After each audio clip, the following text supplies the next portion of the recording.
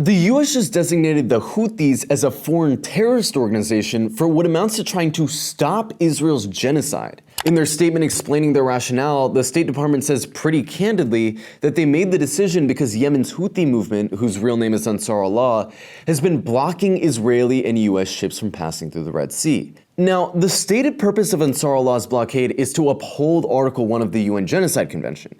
And given Yemen is a member to the UN Genocide Convention, Ansar Allah says they have an obligation to stop the shipment of weapons and other supplies to Israel while it commits a genocide. Now, this blockade, which again is meant to stop a genocide, fits, according to the US, the textbook definition of terrorism. It's hard to even know where to start with this, because the US is saying that the terrorists aren't the ones perpetrating a genocide or the ones giving weapons to the ones committing the genocide, but the ones who are trying to stop the genocide. The designation also says that another dimension of Ansar Allah's terrorism is that their blockade has disrupted the free flow of international commerce.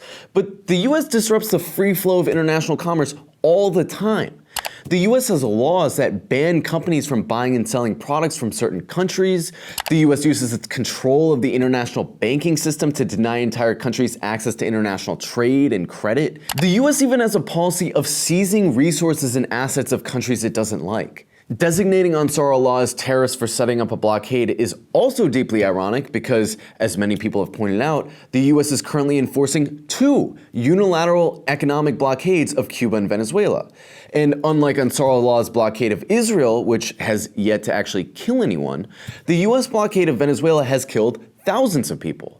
It's estimated that the US blockade of Venezuela has killed over 100,000 Venezuelans because the blockade makes it illegal for companies conducting trade with Venezuela to also trade with the US, which leads countries to abandon trade with Venezuela and causes mass shortages of things like fuel and medicine. Ansar Allah is using their blockade to stop a genocide, whereas the US's blockades are intended to starve and collectively punish the countries they target and could be considered a form of genocide. But yes, Ansar Allah, who the Biden administration took off the foreign terrorist list 3 years ago, are now terrorists again because their actions have caused, in the words of the White House, quote, weeks of delays in product shipping times.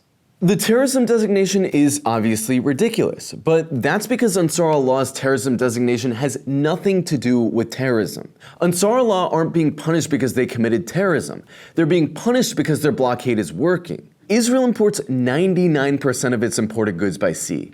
A quarter of these imports come from Asia, and their closest port to Asia is the port of Eilat. The port of Eilat, which is on the Red Sea, is now blocked by Ansar Allah and has seen an 85% decrease in activity. The Israeli shipping company Zim was forced to reroute its ships around Africa, which substantially increased their cost and travel time, and some of the largest shipping companies in the world have followed suit. Maritime insurance premiums have also gone up more than 40%, and these shipping companies, they're going to pass these costs on to Israeli consumers, which is going to cause prices to rise and imported goods to become more scarce. This war is kind of like something that resembles an economic recession for Israel. A survey taken in November found that 1 in 3 businesses in Israel is operating at 20% capacity or less, and more than half of Israeli businesses lost 50% of their revenue. According to the labor ministry, 18% of the Israeli workforce has been called up into the military to fight the war, which has left a huge hole in the Israeli workforce.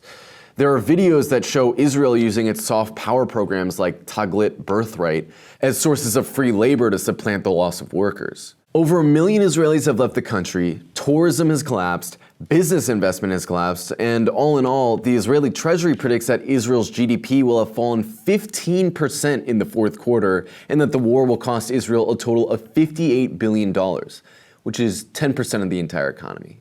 State Department records show that for decades, US elites were concerned that they would lose control of the Red Sea.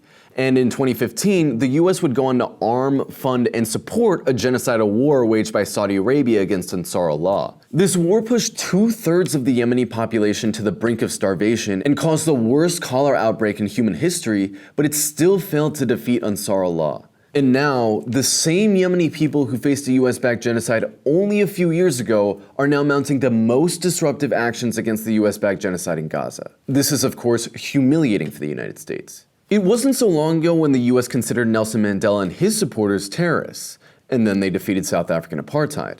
In that sense, this latest terrorism designation for the Houthi movement is just a continuation of this very long trend. Terrorism is, of course, a highly politicized term.